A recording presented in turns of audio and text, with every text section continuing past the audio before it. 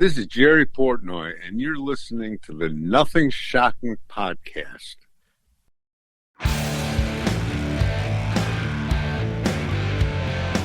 Want to know what's going on in the world of music? Then tune in to the Nothing Shocking podcast, a non-genre based, all ages friendly rock and roll program.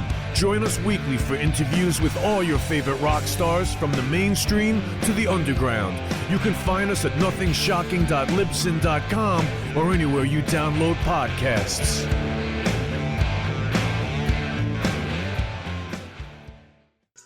We're putting the band back together. The numbers all go to 11. I'm talking about bands that rock. Led Zeppelin. What about Sabbath? AC/DC. Motorhead. Does that mean it's louder? Is it any louder? Well, it's one louder, isn't it? We're not worthy! We're not worthy! Why don't you just make 10 louder and make 10 be the top number and make that a little louder? These go to 11. I get up off the ground and raise my head. Days like this, think I should be dead. One for Satan, two for me. Let's cheat the devil, it's fun, don't you agree? Welcome to the Nothing Shocking podcast. I'm your co-host Jeff Untied, and with me in Dog Bowl Studio is Coach Nez. You can find the Nothing Shocking podcast on Libsyn or any podcatchers. Like our Facebook page or follow us on X at No Shock Pod. You can also find the Nothing Shocking podcast on Rock Rage Radio every Sunday morning at 7 a.m. Central Time. Our sponsor is Big Strix Vinyl Records and Sports Cards, located in Rock Island, Illinois. New, vintage, and previously owned. You can find it at Big Strix. We'd like to thank the Hong Kong Sleepover for allowing us to use their music for our intro and bumper ending. Tonight's guest is Jerry Portnoy of Muddy Waters. And Eric Clapton. Yeah, he's promoting his new memoir, Dancing with Muddy. Muddy Waters, Eric Clapton, and My Lucky Life in and Out of the Blues. Let's get to the interview. All right, good night. Good night.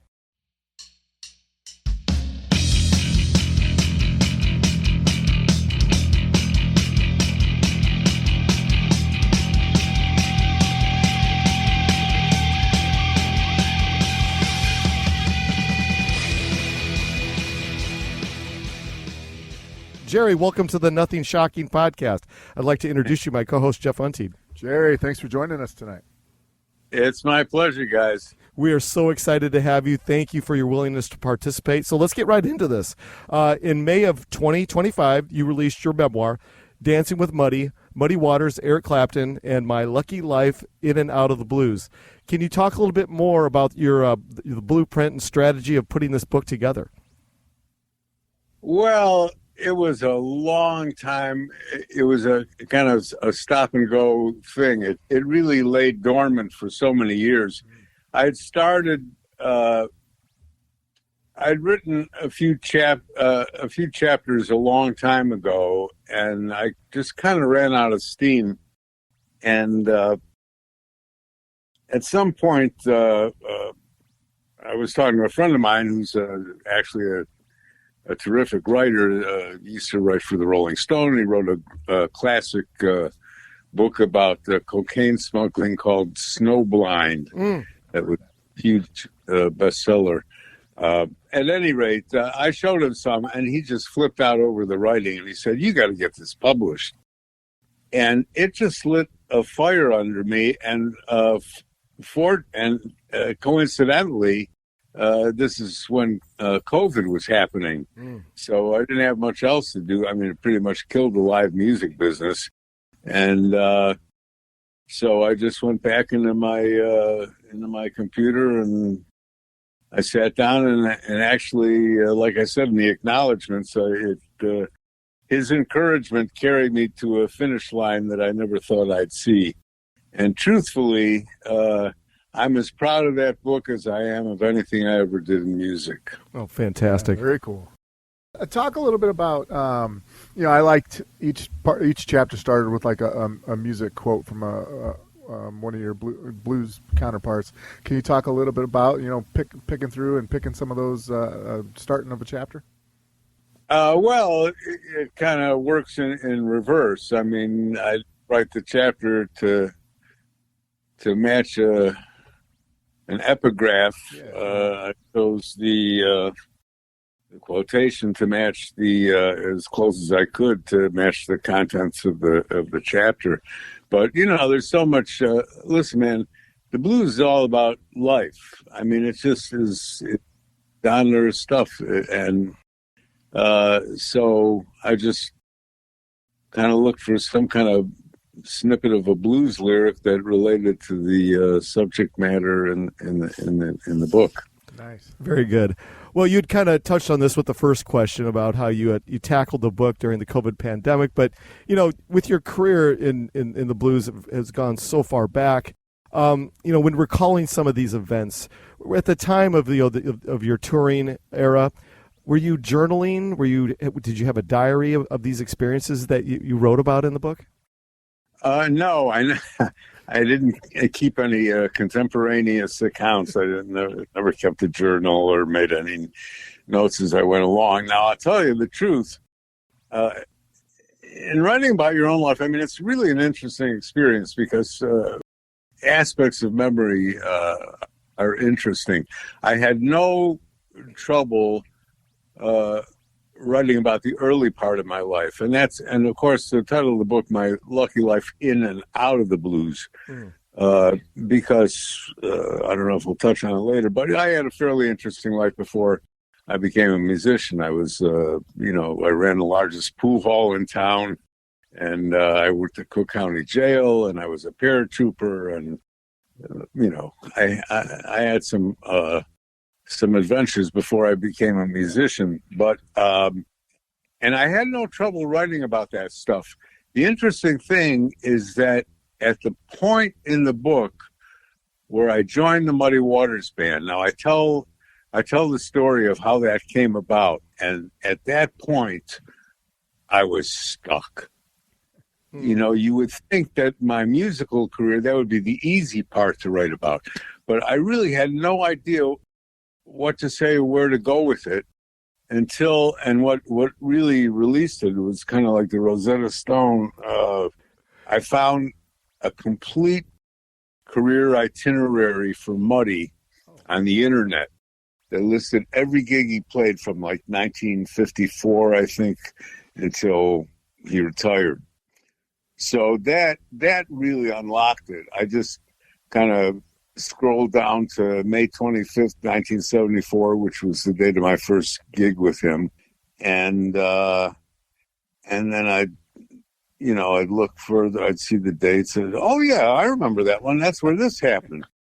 So it just unlocked all those stories and anecdotes. And of course, as a writer, I mean, you want to make the narrative flow, and so you write the connective tissue between the anecdotes that you think will interest people.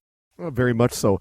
So we have spoke to so many artists over the years. We've been doing this since the COVID pandemic.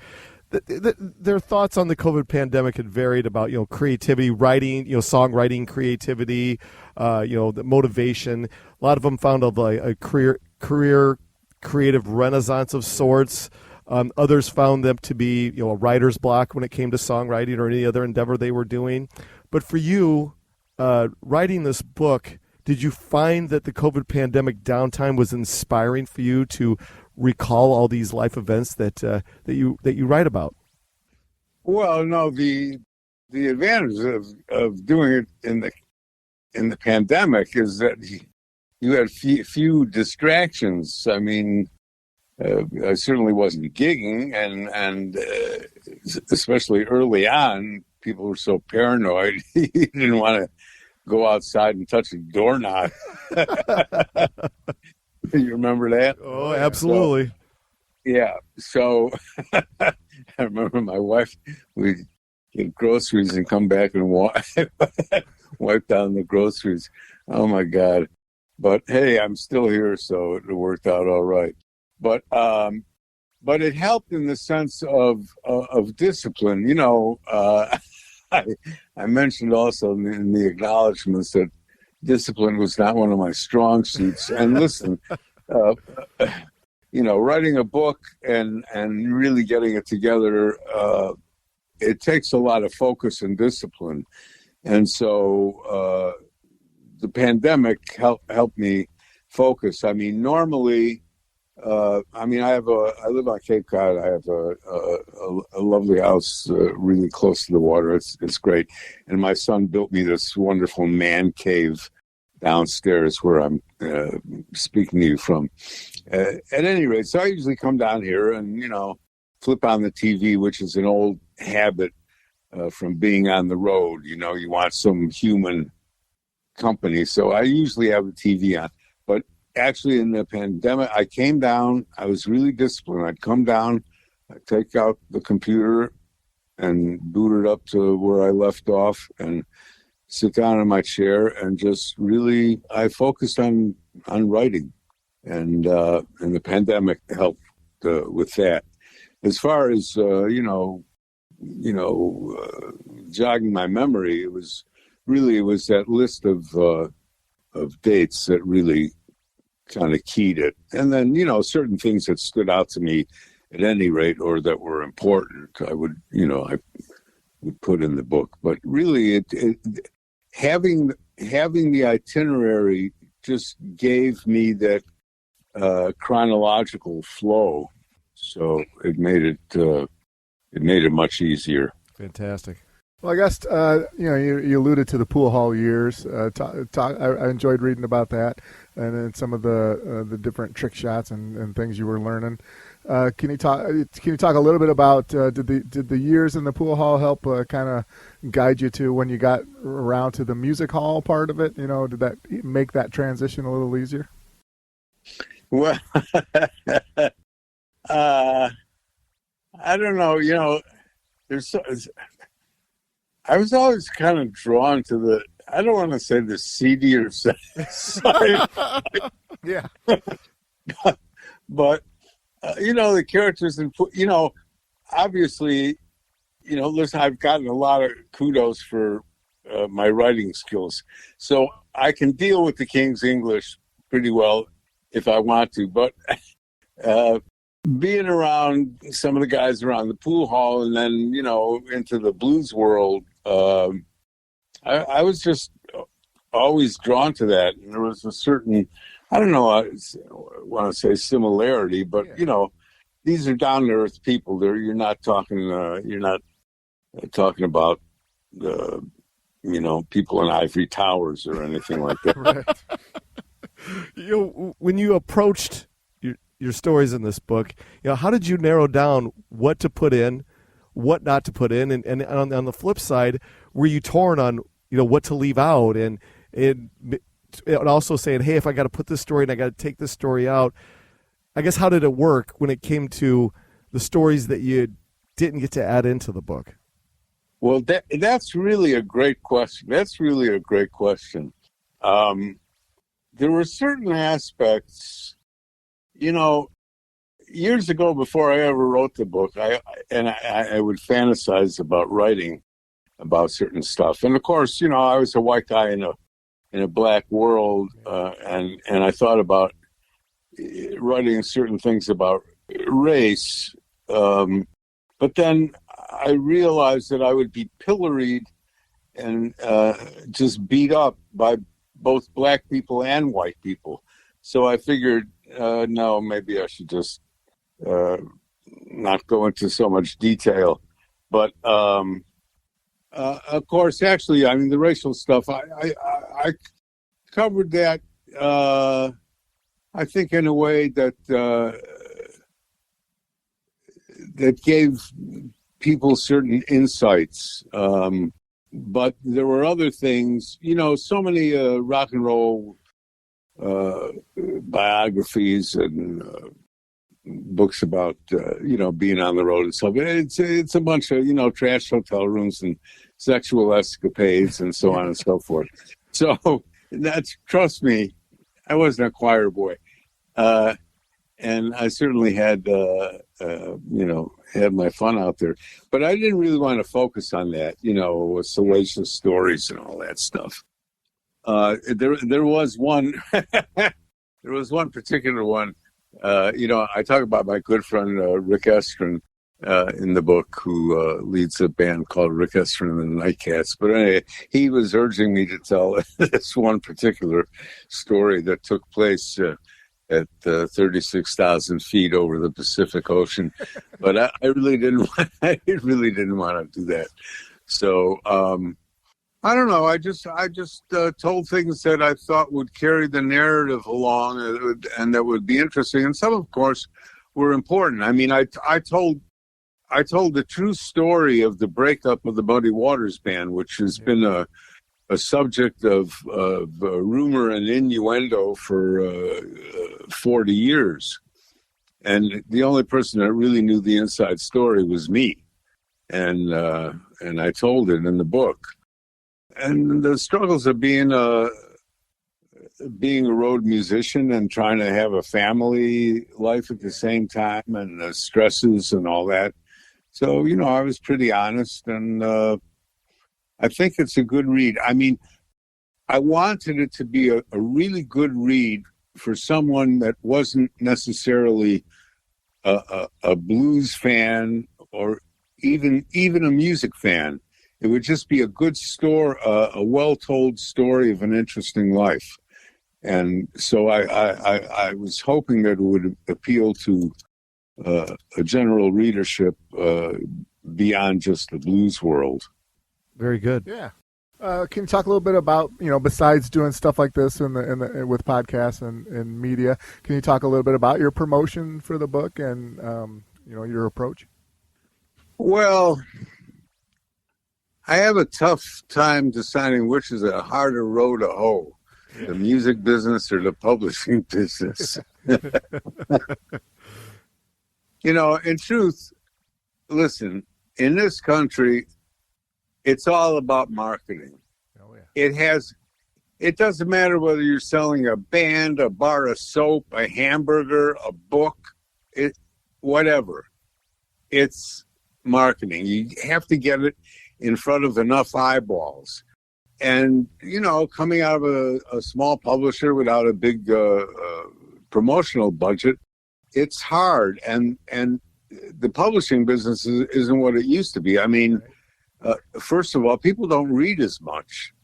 And there are a million ways you can entertain yourself. You got the internet, you just get sucked into your iPhone and keep scrolling, or you've got Netflix, or 10 million ways to entertain yourself. So, selling books is a hard thing. And really what I wanted to do is get it in front of as many people as I could by a limited, trying to get someone who's got a huge platform, let's say, getting on, hey, I love you guys, and I hope a lot of people listen to this. But, let's say getting on Terry Gross on NPR or something like that. Exactly. Where she reaches a lot of people. And I thought this is actually an interesting book. I think my story is an interesting story regardless whether you're a blues fan or a music fan or not. Because there's history of the middle of the 20th century, with Sputnik and the Cold War and the Vietnam War and all that stuff. And, I tried to paint, to a certain extent, a picture of the society at the time that, I'm going through it. Because, we're all kind of born into a little slice of time and history. And unfortunately, this particular slice that's coming up isn't looking too sweet, but I hope we'll survive it. Absolutely. So, as the finishing touches were, on the book were completed, and it went to print, were you completely satisfied with the end product of it all? Or did you have those reoccurring thoughts like, oh, if I only would have added this, or if I, Here's another great question. I don't think there's hardly anything that I've ever recorded that I don't listen to and say, damn, I should have zigged where I zagged, Yeah. But as far as the book goes, that's why I say I'm as proud of this as anything I ever did in the music in music. As far as the writing, the story, and you read the reviews, all the readers. I mean, it's something. I actually accomplished what I set out to do, and I wouldn't change a word. Fantastic. You know, you talked about, you know, how you promote this book. You know, everything is about promotion and marketing, and yet on your end of things, like we talk to so many artists that are trying to think of creative ways how to package things. You know, the physical product. You know, for you writing this book that you did, were your thoughts of ever doing like any type of book signing tour in this your stronghold where your fandom was at its highest? You know, I guess, you know, we live in the Quad Cities on the Mississippi River, and I know that, you know, we have the Mississippi Blues Festival and things like that. Right. Had you thought about taking the book on the road and doing some book signings in your stronghold of certain areas? No, I mean, I've done some appearances, not too far from home at the Cape Cod Museum of Art. And I've done, I actually have quite an interesting multimedia presentation that I do that weaves in some blues history and my own story inside of it. And it's got, slides, and there's some live footage, and some of the old guys and stuff like that. So I've done that in a few places. I've done it at a few libraries, and like I say, the museum, and also I did it one at the Earlville Opera House in Earlville, New York. It's something that I have to market. I have to, have some little electronic presentation that I can send out. I don't feel like, flogging myself. Yeah, fair enough. I mean, I'm old and tired. I guess back to that early days of when you're just getting started into music. I think one of your first touring gigs, you went out with Johnny Young. Can you talk a little bit about those early days? Oh, man. Hey, I was so thrilled to be able to do it. I remember. Yeah, Johnny Young was my first band leader. I describe him in the book. He looked kind of like a Brunswick bowling ball. He was big, black, and round. And we'd go looking for gigs, and he'd walk into a bar and ask for the boss man, and then he'd go up to the manager and he'd stick his belly out and throw his arms out to the side and say, "I'm Johnny Young, been around the world, made records." And then he'd point to me, he'd say, "This my harp player, he real good too." And that's, he'd go into these clubs and try and get a gig like that. But I love playing all the black clubs. Really, that's where the music came from, and the people really were responsive, and it was just a great scene. I really enjoyed that. And then I started out really playing around the Midwest in various black bands with Johnny Young, and then later on with Sam Lay and Johnny Littlejohn. And we played, I played around Illinois and Wisconsin and Indiana, Iowa, the Midwest, pretty much. Well, I wanted to take this back to 2001. You released your second solo album, Down in the Mood Room, and I absolutely love that album.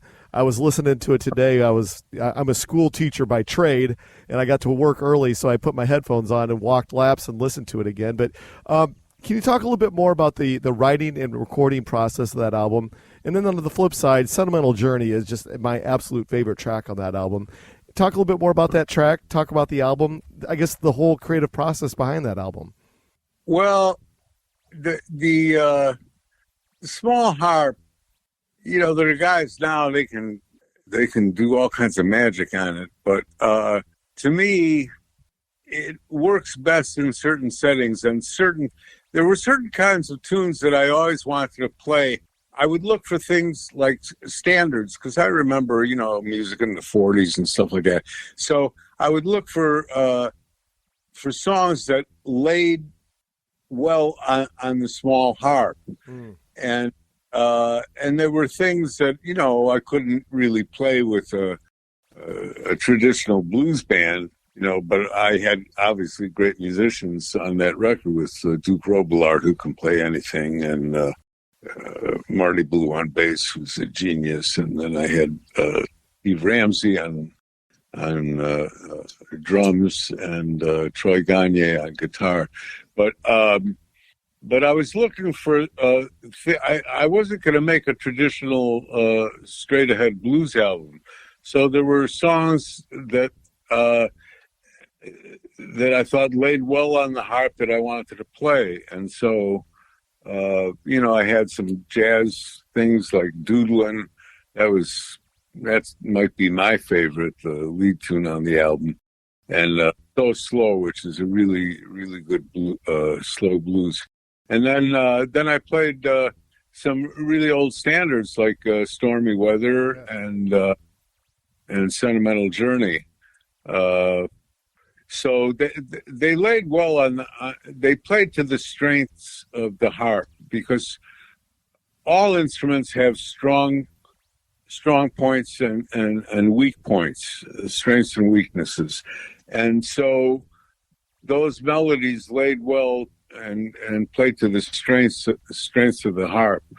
So I wanted to record that kind of material. So it's really that album has got a really wide variety of material. A little bit of jazz. There's an old kind of folky jug band tune, jug band waltz. Mm-hmm.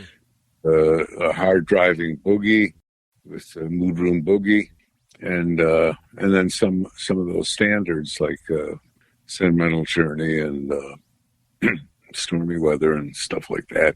And then I have a few originals on there too. It's just a burner of an album. So Jeff, go ahead and take that. Well, yeah. Another album that you worked on was there was a Muddy Waters tribute band. I think it was like 1996. You're featured. Oh yeah, yeah. For that, I think there was. Let's see, I think a song. Oh, Muddy Shuffle. I enjoyed on that one. Well, that Muddy Shuffle. That's it goes back originally. That kind of arrangement was originally called Evans Shuffle, with Little Walter on the harmonica, and of course, it's really a takeoff on the Honey Dripper, which was done, I think, by Joe or Jimmy Liggins in the 40s, a saxophone player. So the song goes back quite a ways. But, yeah, we did that after Muddy passed, and we had a lot of guests on the album. Actually, it was nominated for a Grammy. I actually went to the Grammy Award. In the book, I tell a story about going to the Grammy Awards that year. And, yeah. I went to the Grammys for that one. That's so cool. I guess, when it came to you recording your album as a solo artist instead of as the band member, how difficult was it for you to transition from the band member to the solo artist? Did you have a hard time transitioning, coming to the forefront of the music instead of being the band member? Yeah. Yeah, I much prefer being a sideman. I mean, that's really what I was. Yeah. I was a sideman, and I liked it because I could get up there and play the music and enjoy, and the onus was not on me. I mean, when I had to go out there just to survive, I had to go out there and put a band together of my own. Mm-hmm. And it was a little disconcerting. My name's out front, and so people are looking for me to be, entertain them or whatever. And I'm out there. Why are all these people looking at me? Jesus. But, listen, I always tell young musicians, if you're the best musician in your band, you're in the wrong band. Mm. So I've never been the best musician in my band, and that's why I've been able to survive. Well, you've always been known as this blues gunslinger of it, And with that being said, is that you're renowned in circles in the blues industry and even in the rock industry. So they know Jerry Portnoy. For you, was it easier for you to be known as that hired gun of sorts for different musicians to play different parts for different artists? Or I know there's a lot of artists that don't like that title of being the hired gun or the studio guy or whatever. But can you talk a little bit more about that experience of being like a hired gun of sorts? Well, I just kind of stumbled through the fog. I never really looked. Things just came my way. I didn't really look for gigs. Yeah, they just would pop up. And of course, sometimes, I would get a little nervous if I thought something was kind of not exactly in my bailiwick musically, because I was a stone cold blues player. I was a Chicago blues harmonica player. That's what I did. That was my strength. But, I had a good ear, and, I could play a little bit of outside stuff, which is like, some of the stuff down in the Mood Room album, where I venture off a little bit. But in general, people hired me because they knew what I did. I was hired because, I played blues. I played Chicago blues, and they wanted that sound. So whether it was Muddy Waters and or Eric Clapton, when he hired me, that's where he was going, playing Chicago blues classics. So he figured, well, hey, it's good enough for Muddy Waters, ought to be good enough for me. So that happened, and then I did have a brief affair, shall we say, with Miss Cyndi Lauper. Yes. So, I was hired for my musical skills on that one. Oh, very cool. I mean, one of the things I love to do, growing up 3 hours, west of Chicago, I've been, big fan of Chicago blues. We have our own, Eric had kind of talked about, we have our own Mississippi Valley Blues Fest every year. And is that in Davenport? Are you guys? Yeah, Davenport, Iowa, yes. Yeah, so what's the Quad Cities? Davenport, Rockford, what is it? It's Rock Island, Moline, Davenport, and Bettendorf. Oh, yeah. The main ones. Oh, yeah. No, because I think I played that festival. Yeah. Yeah. And Bix Beiderbecke is from That's another big festival we have. Yeah, the big Bix Jazz Fest, yeah. Well, right. So I've been fortunate enough, been to Memphis, been to Louisiana, New Orleans, been to Chicago. Can you talk and compare and contrast maybe the blues scene and around the country? Well, of course, now it's been a while. I don't know. I haven't really toured in a long time, so it's hard to compare. But I'll tell you, really, COVID really put a serious dent in live music. It's very hard. It's very hard to go on the road now for a young band. We pile into the van and hit the road. But the problem is, and of course, it was different in the old days. When I started, most of the club gigs were multiple night engagements. We played the Cellar Door, which was the swank club in Washington, D.C. We played 5 nights, Tuesday through Tuesday through Sunday. That's six nights, something like that. But I think we played 5 nights there. Other clubs we played 4 nights, and so on and so forth. Now it's all one-nighters, but you can't get booked on Monday and Tuesdays are general. Really, the only gigs worth getting are maybe Thursday through Sunday. All centered around the weekend. Early in the week, you're dead in the water in some town, and you're paying hotel bills and eating, and the money's going out, and then the little money you make on the gig. It's a tough racket. It truly is, yeah. My my wife's aunt always talked about, was a big fan of Eric Clapton, and was part. I don't know the whole story, but part of a fan club of, and booked a trip over to. She always talked about going to see London's Royal Albert Hall, some shows in the 90s. I believe that was around the time you were starting with Eric. Do you have any stories from London? Oh yeah, Royal well, Albert I Hall? mean, I played Royal Albert Hall with him 55 times. Oh my goodness. I did 6 nights in 91, and then 12 nights in 93, 12 nights in 94, 12 nights in 95, 12 nights in 96, and there was one extra one thrown in there for the Prince's Trust. But at any rate, yeah, I've played the Albert Hall with him many times, and it really is, I mean, it's just one of the, and I write about this in the book, you know, I'd be standing out there on the stage at the end of the show, and the lights would come on, and the audience would rush to the front of the stage, and it was magical. And you know, I was up there literally trying to soak it in and take mental pictures because, as I said, it's a transitory moment, but I knew how special it was. And to me, it'll always be really one of the highlights of my career is playing the Albert Hall all those times.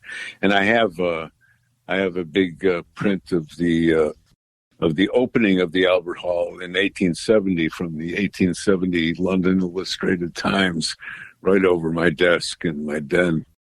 And yeah, it's a spectacular venue, and it's beautiful. Outside of the Royal Albert Hall that you played 55 times at, was there any other venue that you performed at that possibly intimidated you, or you had to kind of pinch yourself saying, "Hey, I'm playing this venue"? Did you ever have that moment? Yeah. Well, yeah, and I write about that in the book. And it wasn't that long after I got in the Muddy Waters band. And all of a sudden, I'm walking on stage at Carnegie Hall, and I'm saying to myself, hold up. What am I doing here? Because, first of all, becoming a musician was the furthest thing from my mind growing up. I like music, but this is not something I planned. I stumbled into it.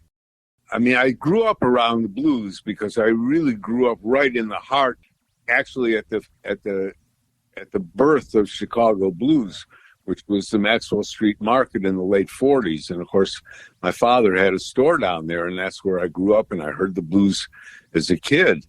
And then later on, once I was grown, I was like 24 when I heard it again, and I went crazy for it. And 6 years later, this is just 6 years later, I'm walking on stage at Carnegie Hall, and I'm saying, what the am I doing up here? You know, so yeah, that was a real pinch me moment. And truthfully, you know, when I'm sitting here in my man cave looking around at memorabilia and posters and stuff like that, and it just amazes me. It's almost like it happened to somebody else. I played, you know, the Royal Albert Hall and Carnegie Hall, and I played at the White House and the Smithsonian and Radio City Music Hall and every major jazz festival in the world. And it blows my own mind. I'm not patting myself on the back. I just shake my head. It's just the most. Well, I'll tell you. The best bumper sticker I ever saw said, "Life is what happens while you're making other plans." Yeah. And I certainly didn't plan this, but I couldn't be more grateful. Oh, that is so cool. And the story is all in the book. Well, we appreciate you sharing with us. Yeah, absolutely. So I have one last question for you, then we'll leave you alone for the evening. You know, I guess maybe at this part of your career, what can your fans expect from you in 2026? Any new things? Any new ventures? Right now, I'm just kind of treading water. I've been so focused on the book since it came. It came out last May. So that's really been my focus. I did play the Lucerne Lucerne Blues Festival in November.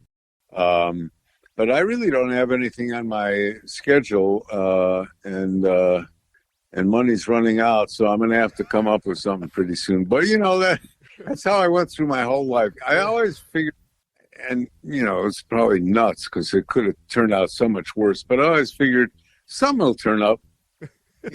I trusted on Providence to take care of me, and, that's why I called it my lucky life, in and out of the blues. So do you think there's any possibility that we could see you writing another book about all the different artists that you worked for, all the different hirings that different artists had you on for different songs on certain albums here and there? Do you think that would ever happen? Well, the reception of the books has been so great, and people have asked me about writing another book, but I pretty much think it's one and done. It's a big project, and by the time I got done writing it and then selling it, which is another mountain to climb, by that time, it'd probably be throwing dirt on my grave. So I don't think I'm going to go that route. Fair enough. But anyway, for anybody that's listening to this, check it out. Dancing with Muddy, published by Chicago Review Press. You will love it. It's a great read from start to finish. Fantastic. Well, we're out of our allotted time for the evening. Is there anything that we left off tonight that you would like to plug or promote outside the book? No, just stand up for democracy. Fantastic. All right, well, this is how things are going to work out, Jerry. Once Jeff, the editing wizard over here, he will clean up all of our boogers, and it will make us sound like $1 million. How does that sound? Hey, listen, man, it was really great fun talking to you guys. And honest to God, listen, I've done a lot of interviews and stuff like that. You asked a couple of really great questions, Well, thank you. I appreciate it. Jerry, thank you so much for your time. Yeah, thank you. It's been an honor, and please share it wherever you possibly can. We're going to share it to all of our socials. I will do that. And thanks, guys. It was really great fun. Thank you all so the much. Best. You too. Right, take care. you. Bye-bye. Bye-bye.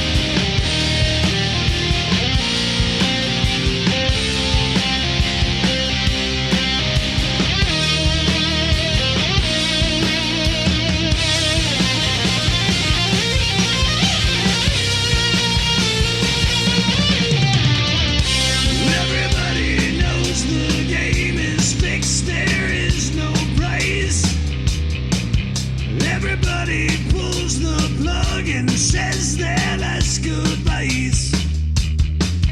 Move to the sunshine, fight the grip of nights. If they ever take from you, then you plug out